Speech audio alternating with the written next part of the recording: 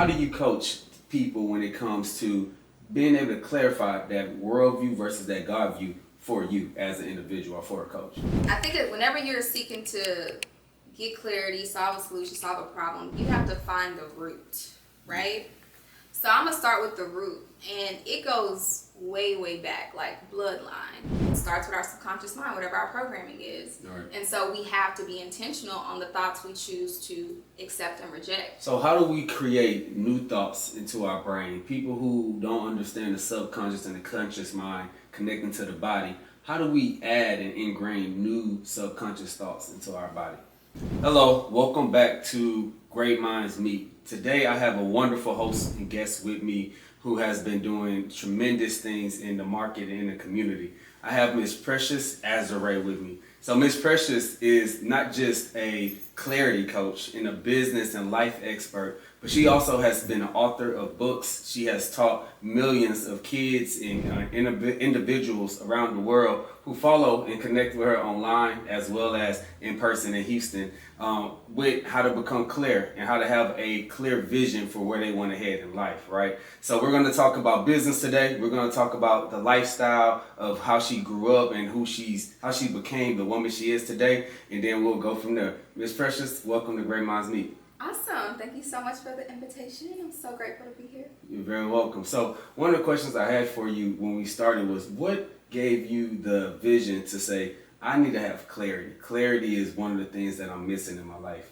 Man, you know that's a heavy question, right? I know. I started off right there. Well, I always say that we are spiritual beings having a human experience. So this entire experience and journey is about seeking purpose and clarity. Now, the question is, when did I become conscious of it? Okay. That was probably age 16 is when I became conscious of wanting to seek purpose. Aligning myself, my brand with clarity came over time, which we'll definitely dive into. But I'm a Houston native, born and raised. I was always trying different things. I was definitely a kid that was trying dance, sports. I've tried every sport. That was not my calling. Okay. Whatsoever. Theater arts, which I absolutely love, performing arts. I was a thespian as a child. Broadcast journalism. Like, I was just always curious. And I'm grateful that I had my mom that supported my curiosity, you know. But around middle school was when both of my parents were not in my life. So my dad and mom were never married. But my mom, she always was the one to hold it down, as black strong mamas, all our mamas. As black moms do. Right. But yeah, at 16, my mother got incarcerated, and then shortly after that, my father, he distanced himself. Grateful that our relationships are now mended, everything's good. Yeah. But at that specific time, you know, your parents, that's who you have your trust and confidence in. Right. You know, that's how you don't necessarily, you know, understand what faith is or God is, even if you are, you know, involved in the church, which I was. But that was definitely a time of like, okay, so now what? How do I figure this out? How do you navigate life? And so it's like, okay, I always saw church as like community. You know, as a kid, you don't really need to use your faith. But at that time, and especially with me having other siblings, I'm the oldest. I have 5 sisters and 4 brothers. Oh, wow. But my mom has 4 kids. My dad has 5 kids, but I'm the second oldest. Okay. So I've always been a big sister. So it was very important for me to not be a victim, have that victim mentality. Like, that's something I was aware of at a very young age. But also deciding to, like, lock arms and say, okay, Jesus, so I've been in Bible school, yeah. I've been in Sunday school, I've been learning all these things, but now I have to actually build relationship. And so from 16 on, so I'm 32, so it's half my life. Yeah, right. I've been intentionally seeking purpose, clarity, and have been an entrepreneur for the past 11 years and seeking my purpose of developing financial freedom. So that putting that layer on top. You know, it's been a journey, but it's been a very fruitful one. So it sounds like an amazing journey, Precious. Oh, like yeah. An amazing, but not an easy journey. And before we get to your success in entrepreneurship, I want to go back to 16. Most girls at 16 they're getting ready for their Sweet 16 party. They're getting ready for, you know, kind of high school events and everything. you were having to make decisions, right? A lot of decisions at a young age, right? So when you had brothers and sisters and you making these decisions for them, at least in with yourself, how do you feel like that helped you with your entrepreneurship, helped you at that age be able to kind of take your life struggle and turn it into your strength, your life strength? Right. Well, I always say, like, when people, if you're seeking purpose, and we all are finding ourselves, and a lot of our identity is tied to our parents. But I always say my parents, like, they were good role models in both ways of, like, what to do and what not to do. Mm-hmm. And one thing I can say, they were both entrepreneurs. And so I grew up in an entrepreneurial family, and seeing my mom and my dad have freedom with their time and understanding money, not necessarily on the financial literacy tip as I do now, but at least knowing, like, there's different ways that you can make money, at the very least, something I learned at a very young age. Yeah. So when they were absent, I knew I had to get to the bag, and that was just what it is. So whether that was like working overtime, doing side hustles, I would cut people's jeans up and make money here. They used to call me a Jamaican in college, but I was very focused on providing for myself and just not making it an excuse of me not doing the things I wanted to do, and also allowing my siblings to see me evolve and grow in that way. So it really allowed me to take ownership of my life and my decisions at a young age, and I'm super, super grateful for that. I think a lot of people can resonate with that. A lot of people have went through trials and tribulations, and a lot of times they do make excuses, and then they realize why they're not becoming successful is because they're not doing the things that they need to do to push themselves forward, right? They're not accepting the generational curses that's been put upon them that they must break. So, like, even for myself growing up, I had a mother who was ill. She had ALS. So by the 4th grade, Precious, my mom went from walking to having a cane to barely being able to walk, right?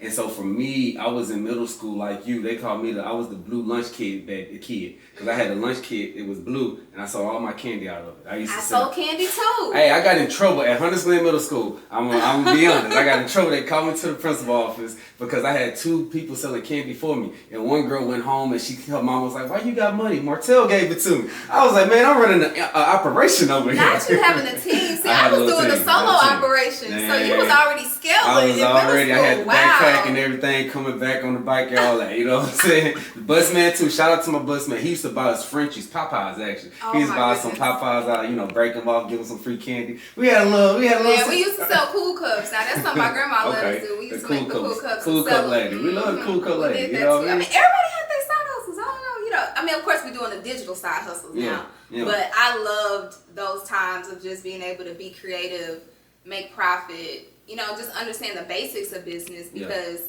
it's essential, especially in this day and age. In my book, I talk about how entrepreneurship is not an option. It's just not. Man, so listen, all right, the faith-focused formula, right? When I read this book, and I did read your whole book, and it was great, by the way. I'm so glad you enjoyed it. It was an amazing book. And it resonated with me because when I was growing up going through my pain, I had God to lean on. God was my rock. I had my family and other people trying to help me, but it really was me and my mom and God. That's how I felt. I didn't feel like I had nobody else. And so when it comes to having faith and being able to focus to get to that next level, a lot of times people need guidance, right? And I think that a lot of people need this book, right? So a lot of y'all, make sure y'all check the book out, go online and buy it. But what inspired you to write the book, The Faith Focus Formula? Wow, there are a few things that inspired this book. So as we know, 2020, there were a lot of things that died. There were a lot of things that, were born. And 2019, actually, I started off in branding and marketing. So I went to school for fashion and business. Right when I graduated, it was like the start of Instagram. This is like 15-second video Instagram, right? And I taught myself social media marketing, and it got to the point to where at that time I didn't know I was building a brand, but I was building my brand so well, other people started to reach out to me of like, can you do what you do for you for me? Yeah. I was like, yeah, let me figure out what that looks like. And so that evolved into me developing my branding agency, working with business owners, serial entrepreneurs, even influencers, which branched off into brand management, branched off a little bit into talent management. And I was like, whoa. What I'm really passionate about is developing people. I want to work with the business owner, the CEO, ensuring that he has the right mindset, spirit, culture that he's developing for their business, their team, And so once I realized that my true passion was not, I'm great at branding and marketing, but my passion was in developing people, 2019, I made the pivot from not just brand development, but personal and business development. So a lot of people see me as a life coach. I am a life and business strategist because I feel like you can't separate them. Like, I can't coach you about your business if I'm not sure where you are mentally, spiritually, financially, even, you know, what stage of life that you're in. And so when I made that decision, I was like, okay, let me start putting some curriculum together and some concepts. So I came up with this masterclass. The Faith Focus formula was a very complicated formula in the very beginning. And so I started my journey of that before the pandemic hit. And so the pandemic hit, and I just started coming up with a whole bunch of concepts. Fast forward 2022, I had a meeting with business coach or consultant, and they challenged me. They were like, I like this Faith Focus formula. Like, you should make like a 10-day challenge out of that. And so I wrote a 10-day challenge. It's like, I might as well write a book at this point. Making it. And so the thought came, but I didn't execute. As we know, we always get ideas and certain things come about, and we're like, not right now. I had a vacation planned. The day before my flight, my passport's expired. And I'm like, no way. Yeah, that sucks. No way. So I'm trying to call people, get an appointment. I'm rebooking my flight. So it's 2.5 days and $600 later. And I said, okay, God, I'm going to sit down. What's up? What you got? What you want to tell me? Because clearly you need to get my attention. And I just sat down and I prayed and I released. And then I thought about creating an audiobook. And once I was doing my research about creating audiobooks and me wanting to submit it on Amazon, they said that you needed to have a physical book as well. And so I went back to that 10-day challenge and I was like, all right, like, let's do it. And so a year later, I published it and I did it. And I'm like, this is the hardest thing I've ever had. I've been through some stuff. I mean, you birthed something from nothing. This is really from your brain. To write your brain, baby. To write something and say they have to enjoy this and like get value out of this without me being there. Right. Like they just have to read it. Yeah. So definitely one of the hardest goals I ever accomplished. But that's what inspired it. But in regards to like executing on it, okay, God got my attention, said, hey, you need to prioritize this project. But then I also thought about, I'm not a mom yet. And motherhood is something I'm very excited and passionate about. And I was like, let me go ahead and explore what this author speaker track could look like for me, because that's passive income. It is. And I can pick and choose the speaking engagements I want to do. And I can now have a digital product. There's so many ways I can monetize a book. So I said, let me figure out and master this process now, so that as I do grow into the motherhood chapter, I know that I have other streams of income besides my other business. I also have a nonprofit as well. And so that was definitely a motivator, is passive income too. Well, congratulations on your book and on creating passive income and on creating Black excellence, right? At Black Wall Street, this is what we want to bring these type of interviews and these type of stories to the masses. Because it's a young entrepreneur, whether it's a boy or a girl, who's looking up to you right now and saying, I can do this too, right? And, you know, as a CEO myself, one of the things that stood out to me was being a pioneer and having clarity. So Precious, in 2020, I launched Good Feeling Hemp, right? I have one of the first cannabis hemp companies in the state of Texas who have our license to sell hemp and cannabis in the state, right? Congratulations to that. Thank you, definitely. But throughout that process, though, being a pioneer, you have to find clarity. And you are trying to have a creative vision while also developing clarity to tell your employees, tell your investors, tell everyone who comes to the company what's the vision for it. Clarity is so important, right? And so when I went and learned about you and met you and seen that your whole name was the Clarity Coach, I was blown away by that, because that's really what you need to be successful. So can you tell us, how did you come up with that name? Where did the Clarity Coach come from? Yes, for sure. So clarity, I would say clarity builds confidence. When you can't execute, it's because you lack confidence in order to do so, or you lack competence in order to do so. But a lot of people have given me different names over the past, because you'll know you have a gift, but you don't know how to necessarily position it. You just know how to show up in it, right?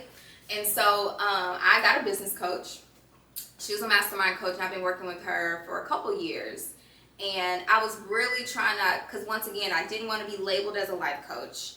My background's in branding and marketing, but I'm just not about brand strategy. And at the end of the day, I want to make sure that we are building sustainable brands that can create financial freedom. So the business component is very important. Like, that should be the end goal of like where we're headed to. Because I'm not here to have a therapy session with you unless it's leading to revenue. A purpose, a goal. What's your goal? Are you accomplishing something? Right. And so it's a wordsmithing thing, and just figuring out, okay, what is the true value that I'm adding to the marketplace? And becoming a master communicator is something I'm very intentional about. And I do have the skill of making things very clear and concise. Leading with love and grace. You know, some people see black and white as like, you know, harsh and cutthroat. My black and white, it got some nice little sauce on it. Okay. But yeah, I was in a session with her, and I was like, you know, with this rebrand, I really want it to be very clear of like communicating my value, and that's when the clarity coach came about. Now, there are the people that call themselves a clarity coach, but I'm the clarity coach. You the clarity. Make it clear. You the clarity coach. That's what it is. You know, okay, I feel it. I love that. Well, when it comes to being clear, I think about faith, and I think about God, and I think about being able to hear the voice of God. I think about times that life got hard, or times when it was a struggle to decide what was the correct move, what's the correct decision, whether it's with capital. As a business owner, you got this new money in, you got $20,000-$30,000, and you got to decide what to do with it to get a return on your investment, or whether it's in what you should do with your own discipline. Are you gonna wake up and go to the gym in the morning so you got that body and that mental focus to be successful? So one of my questions for you with that is, within the book, I read about the when you said vision and having connecting with God is one and the same, to be able to have the world's view versus God's view. And I want to talk a little bit deeper into that, because I think there's a lot of people who, whether they've been walking with God for a long time or they just met God, and they're trying to decipher between this worldly view of what I'm supposed to be and who I'm supposed to be versus the godly view in who you are as a being. I think sometimes it gets confusing. So how do you coach people when it comes to being able to clarify that worldview versus that God view for you as an individual or for a coach? There's so many things I want to say in response to that, so let me do my best to say it in a very clear and concise way. I think that whenever you're seeking to get clarity, solve a solution, solve a problem, you have to find the root, right? So I'm going to start with the root, and it goes way, way back, like bloodline, because we have to remember that for us as Black people, productivity was like beaten in us to be productive all the time. If I'm not productive, I'm not adding value. So in today's world, we see it as grind culture, right? We need to always be hustling, we need to always be working, we need to always be executing. So there's a shift happening where we're like, oh wait, that's actually not the most productive way to work, because now I'm burning myself out. Now I can't take care of myself. Now I have these health issues. Now I have all these other things that I'm not dealing with. So we're becoming conscious of it, but still trying to figure out, okay, so now that I'm aware of this, these things still got to get done. I still have to like navigate. And that's where we stop leaning in on our own strength, and we have to practice leaning into God's strength. And I think part of that realization of knowing like God's view versus the world's view is one, knowing like, so I'm a follower of Christ, and it's important to know that there's a scripture that says the Christ within. I'll say the God within, to respect and honor all faiths, but God is within us. It's not up in the air. You're not praying to anybody. Like, it's literally already in you. And so in order to connect with something that's already inside of you, you have to silence the noise. Because if the worldview and the worldly noise is what's constant in your life, and you're constantly moving, going through things, you're not going to be able to listen and know and decipher. And so in making that decision or building that habit and practice of seeking clarity and understanding God's voice, you have to seek stillness. Like, stillness is where the gems come from. Why do you think you always have those moments when you're in the bathroom, in the shower, you're like, oh, that's it, that's what I was looking for? Because you were finally like, whew, you was trying to like decompress a little bit. Meditating in the state. You don't even realize that you're in a state of meditation. It was a subconscious thing that took place. And I always talk about like, so So in the book, I define faith as the belief system that shapes the story of your reality. Whatever you believe is what's going to manifest, whether it's good or negative. Mm-hmm. And so to know, like, our beliefs come from our thoughts.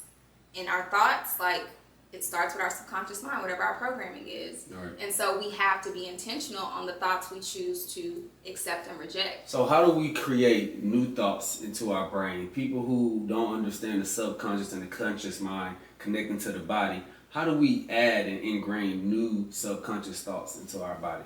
Well, there's several ways. And a lot of people, well, let me not say a lot of people. I know when this was probably like my first, so I've been an entrepreneur, a full-time entrepreneur for the past almost 12 years. And maybe that first 5, I was, I don't even know what the word I want to call it.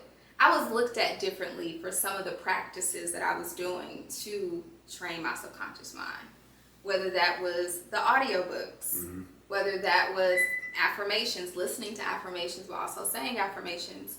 And in the worldly view, it's like, what you doing all that for? Mm-hmm. You just gonna keep doing the same thing over and over, and it's like, and a godly view is, oh, it's my subconscious programming that I'm working on. Right. Like, these are my beliefs, these are the things that I'm feeding myself. Like, you have to feed the spirit. And if you don't feed it, then someone else will. And so it's all those little things that you incorporate and that you become conscious of. Because a lot of things we do, we just be on autopilot, right? And I think one of the things you can do is just check your intention more often. Don't assume that everything is right. Mm. You know, some things that was right in one season may not be right in this season. So I think I would encourage people to check your intention, but then also know the voice that you're listening to. Mm. And so for me, I need to listen to God's voice. I need the right spiritual advisors. I need to ensure that I'm feeding myself what I need to make better decisions.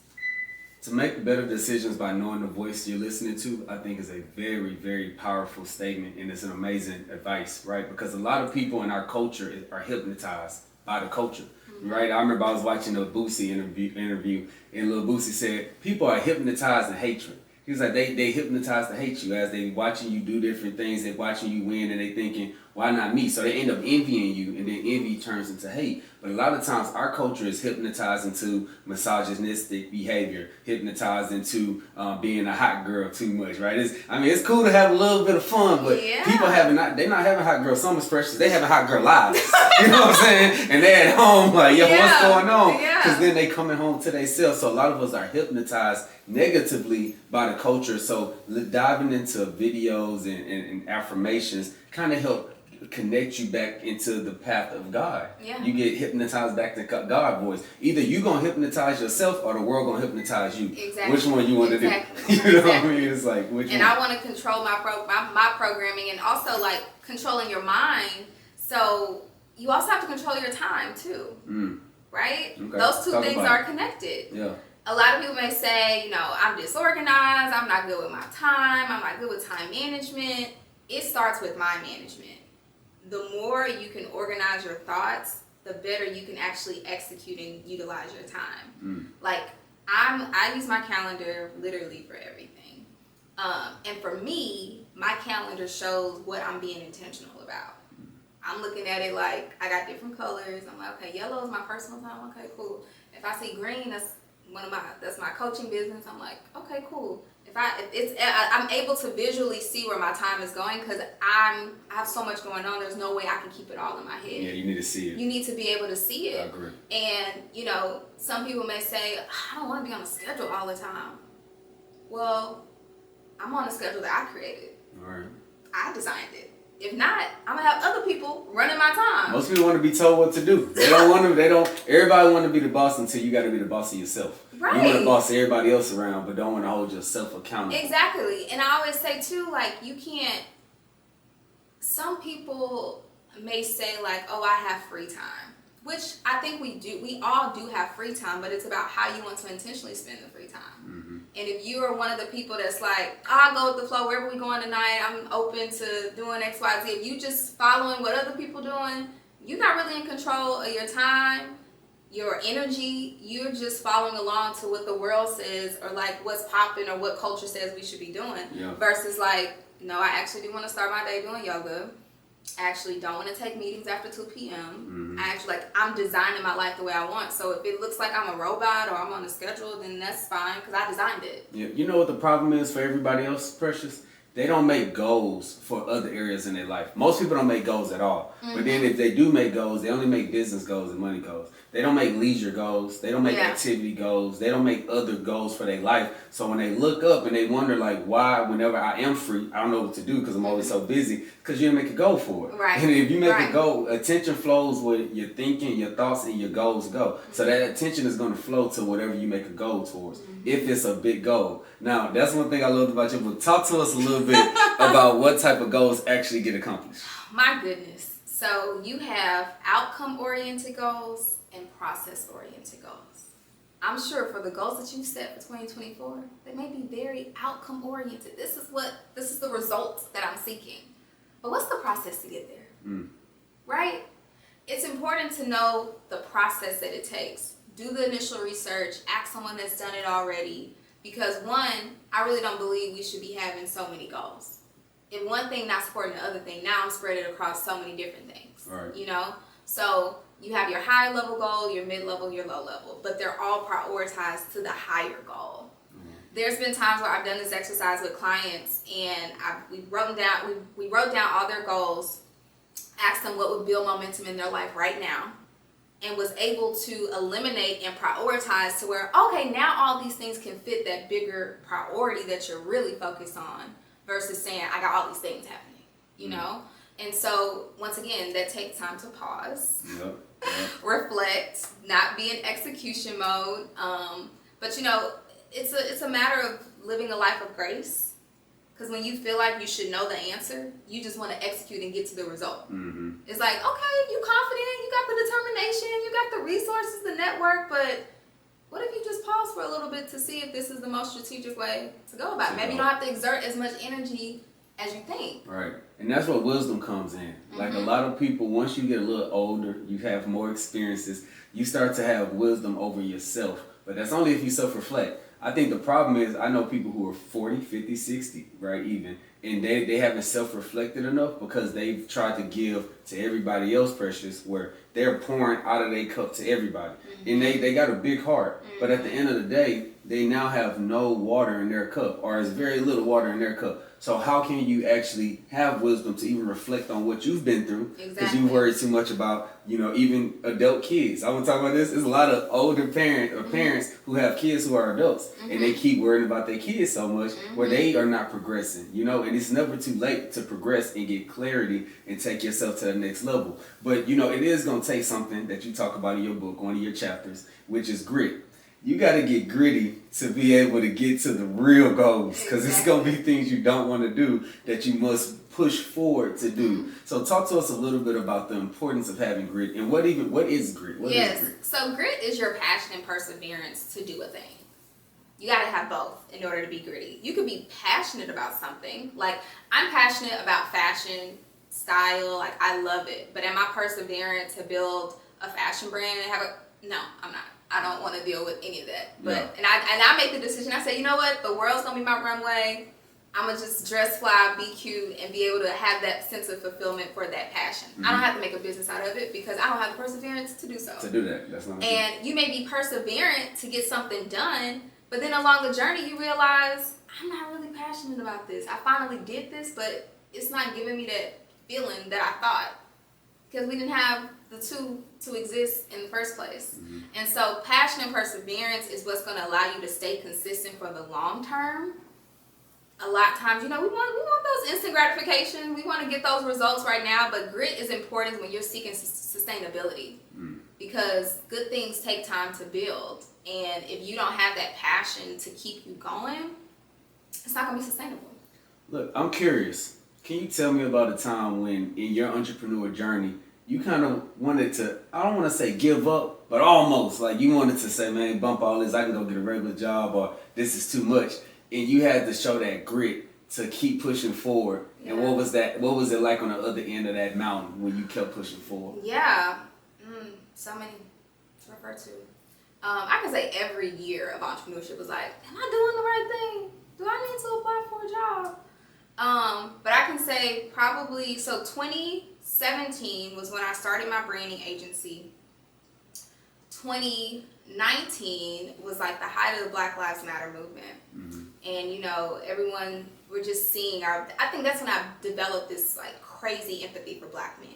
Like, I didn't really understand the Black man experience, so I really started doing my deep dive of like systemic racism and just understanding like, wow, it's like set up for us to fail. Got it.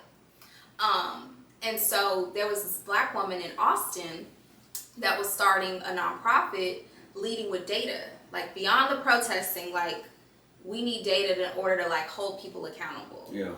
And so a friend had told me about her. She was like, you should come on as her chief communications officer and help her build her brand and business. Now, this is also at the time, you know, you start a business, you're seeking to just make sure there's a roof over your head.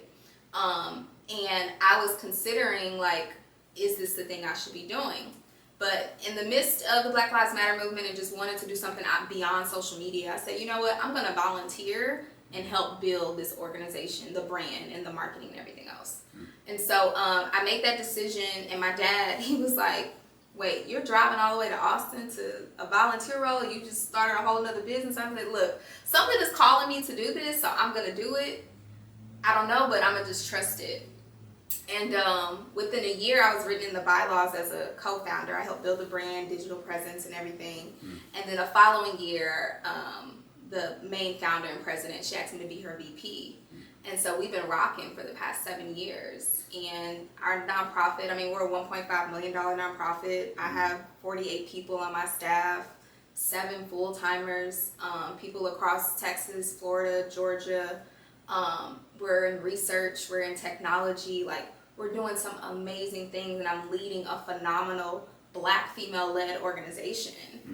And at the time I made that decision, it just didn't make sense, but something called me to do so, and I just did it, and it ended up being where God wanted me to be. Because I said I wanted to develop leaders, I wanted to develop people, and now I'm being able to do that exact thing in a more impactful way than I could ever imagine. What's the name of that nonprofit? It's called Measure. Measure, yes. Black female-led research and data activism organization. So we help organizations measure their impact in an equitable way and ensure that they can get the sustainable funding they need. Because most of the time, you're not getting funded because you can't illustrate your story. You don't know how to show your impact. Yeah. So, yeah. I think there's a lot of entrepreneurs and businesses that's listening right now who need the resources that Measure has, right? Yes. So how could they, tap in and get resources from Measure? WeMeasure.org. WeMeasure.org, that's our website. WeMeasure US is online on social media, but tap into our website, fill out the form to get involved, contact form, and we have so many resources, especially with us like going into the tech space. Like I'm building technology now. Like what? It's crazy. Did not expect that. And just to go back to your question, like I was in a moment of like, am I doing the right thing? Like, should I give up on this? And to be able to use, my entrepreneurship journey, I sum up as servant leadership.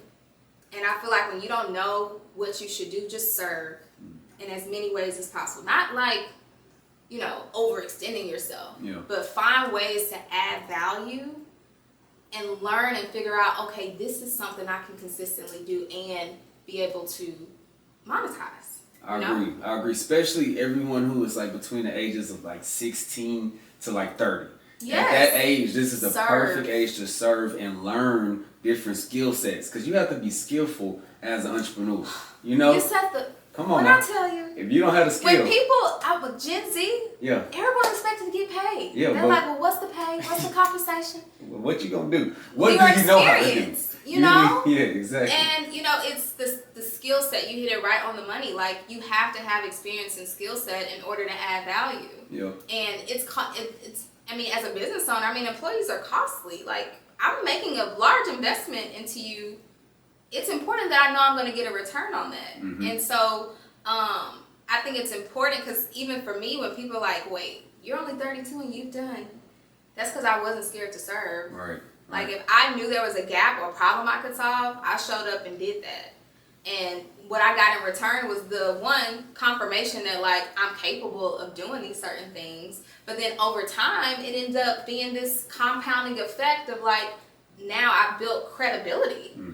You built a brand, and you follow God's path. You know, this is how you know you're on the right path, right? Yes. To be a 32-year-old black woman from Houston, Texas, who's now grown, have one company with 1.5 million, another have a book, have people that you influence every day. You're in tech, you're in, you understand analytics, you understand business, and you're impacting people. So now you're making money and you're helping people. Exactly. That's the goal of life, right? Like, we gotta be able to do both, and you have a beautiful yin and yang with doing it. You know, I resonate with you a lot because as a young entrepreneur, I've been an entrepreneur for over a decade now, right? Yes. But I'm 30. Yes. But I'm 30 as a CEO of Good Feeling Hemp and the COO of the New Black Wall Street with almost 1 million followers, with my own podcast show, with my own training and things that we do. So we the 30-year-olds that, we ripping and running out here. We CEOs, COOs, and real influencers that's not just influencing you to have fun, but that's teaching you and showing you the strategies to make money, create a better lifestyle, have generational wealth. Because generational wealth comes with a generational mindset.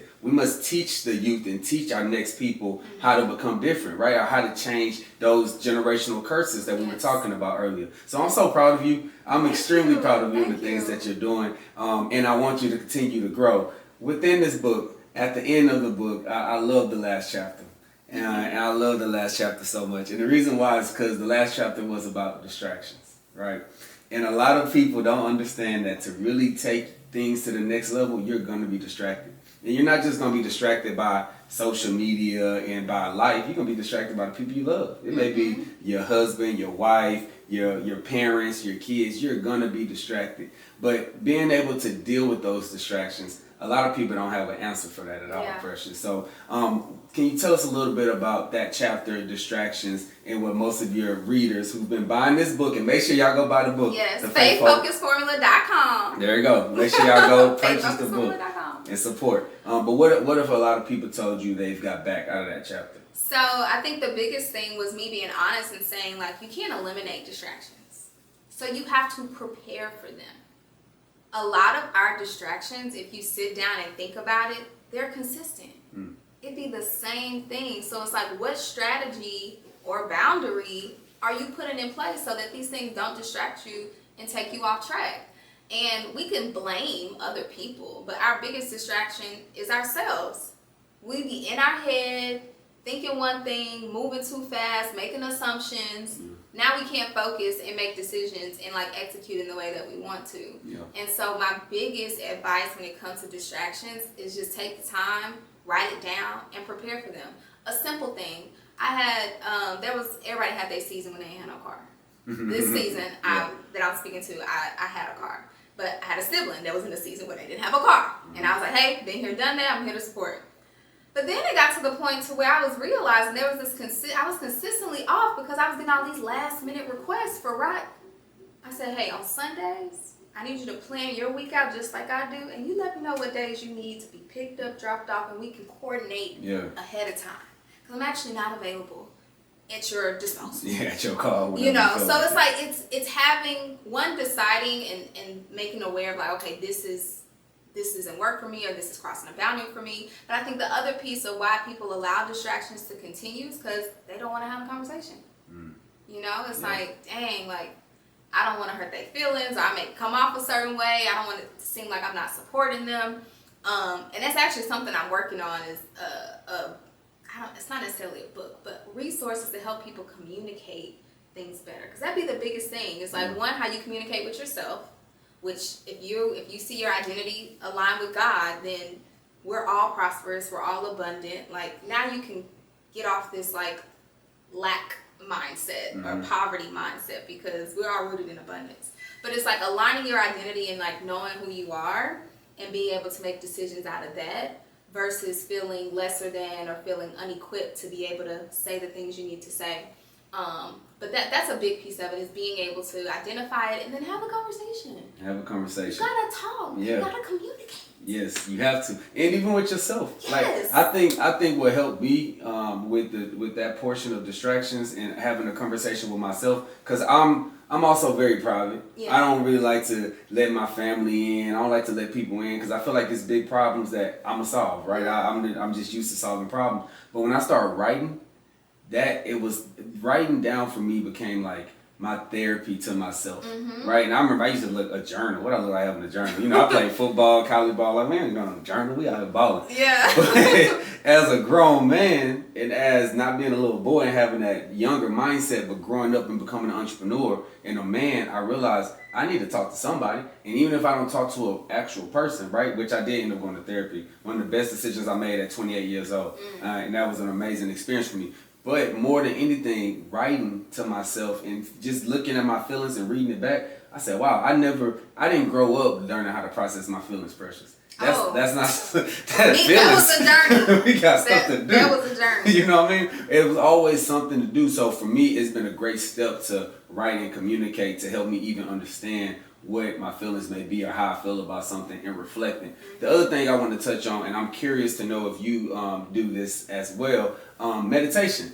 You know, meditation really helped me with I had to understand what meditation is. It's not always just sitting down and just breathing, which breathing is the best form of meditation though. But sometimes meditation is when you driving in your car and you forget that you're even driving and you thinking and you getting your thoughts out. Sometimes it's when you're on a walk or you're on a bike ride and you're in one. Meditation to me is when you're in the present moment, right? The more that you can get your mind in the present moment, the better you are doing meditation because you're being present, you're existing instead of thinking about the past or thinking about the future, which none of them truly exist. But right now is where we sit. So for yourself, do you have any meditation practices that you do consistently, or how has meditation impacted your life? Yes. I believe I mentioned this I've done so many types of content, but it's called the 5-minute rule.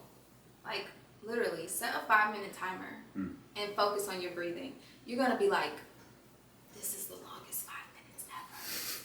But you should totally do it to start building that practice of allowing your mind to slow down. So that's something that I do in the mornings or just randomly. When I'm like, a meeting ended early or some time, I'm like, let me set a 5-minute timer and just breathe. And in the midst of breathing, when I finally find myself present, I will say different affirmations. Like, one of my favorite affirmations is the God in me feeds my mind with inspiration, intelligence, and intuitive knowing.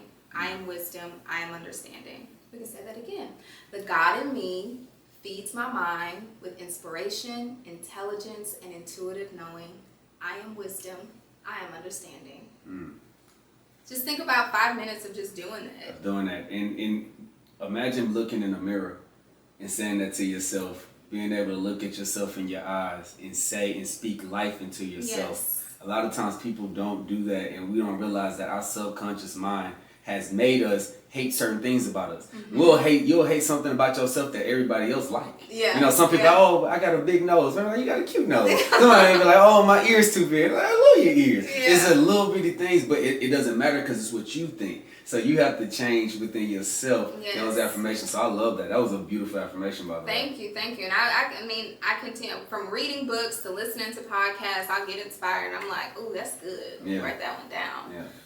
But yeah, I think that's a great way to start. Because I can say I've also started practicing yoga more, but that's more so because I want to do better with my balance and just balancing out my energies in my body. But yeah, I've learned that taking care of yourself is a job. Yeah. It really is. If you think about it, you know, like meal prepping, make sure you're eating the right stuff, you stretching, you're doing this. And so it's like, okay, you constantly have to, I just said this on social, I was like, you have to zoom out. Because, you know, we be locked in. But you got to zoom out and really look at the bigger picture. Like, okay, where is this going? Okay, this is the intention. This is God's plan. Okay, so God gonna fill in the gaps. That's my other affirmation. God gonna fill in the gaps. Let God take care of that. I'm like, I'm gonna do what I can. Okay, I could do this. God gonna have to fill in the gaps here. Yeah, that's good. That's something I always say. And then another practice that I've done is allowing myself to. Of course, we know, like, we make. Maybe you don't know, but the average person makes 35,000 decisions a day. Average, which we're not. So we probably make double that a day. That's a lot of decisions. That is 35,000 decisions per day. So there's a lot of problems that we're solving. And so one thing I've been telling myself is like, you know what? I'm going to have a conversation with God, and instead of creating solutions, I'm going to allow them to come. I'm not about to, let me try to figure this. The solution will come. And like resting in that. So resting in the solution will come. My final wrap-up question for you is, Coach Precious, I want to take you back to being 16 years old. Ooh, okay. 16, you're going through life, and you are experiencing all the things that you have to experience. Or another person may be 16 listening in. What would you have told your 16-year-old self? If you could tell yourself one thing that's going to help you moving forward for what you're about to overcome, what would you have told your 16-year-old self as a piece of advice? This is something I mentioned in the book as well. But, so when I was 16, I was my junior year, I was preparing for college. I don't really think my high school prepared me for college all the way, but I did go to college. But one thing I would have told myself, and this probably sounds really practical, but that just may be the tourist in me, was to not only research the career I wanted, but the salary I wanted to make. Because a lot of us go, what do you like to do? What do you like to do? What are you good at? I'm like, it's a fair question, but it's like, yes, I can take a skills assessment and all those things, but when you are seeking to make an investment into school, what are the job opportunities for me once I complete this degree? And so at that time, my parents hadn't, went to college before. I was living with my grandmother. My grandmother didn't know much. But that would be something I would do different. But something I would tell myself, and I'm really grateful that I was very introspective at a young age. But something I would probably tell myself is to probably choose peace. Choose peace. It doesn't have to be hard. And I think naturally when you have life events happen, it's like, okay, things are going to be hard now. I have to do this. I have to do this. But it's like, really choose peace in knowing like God is going to show up for you. And eventually I got there. And I think as a teenager, it's like, okay, how do I receive and apply that? So I get it, but you can choose peace by practicing stillness more. And not feeling like I now have to be the solution to all of the problems that I did not create. Right. Because, it's instantly like, I need to take on these problems. Like, nope, I'm going to choose peace and rest and align myself with God as much as possible. And just by breathing, you're building that connection. I think that is a perfect way to wrap up this podcast. Coach Precious, thank you for coming through and explaining us how we can choose peace, how we can choose clarity, how we can focus to get ourselves to the next level, whether it's in business, whether it's in our spiritual walk, or whether it's in connecting with God. There's always a formula to being successful. And thank you for writing the faith-focused formula. Make sure everybody tap in. Now, hold on. Before we end, let them know how they can get in contact with you, how they can follow you, all that. Give them all that good. Okay, for sure. So you can find me at Precious Azurée on all platforms. You can go to theclaritycoach.co and book a reality check call so we can really figure out what's going on and what's going to help you build momentum in your life and business. You can also subscribe to my YouTube channel as well. So faithfocusedformula.com to get the book, though. You do that right now. And there it is. See y'all next time on Great Minds Meet. This has been an amazing episode. Thank you for coming on. And we'll see y'all in the digital world. Thank you.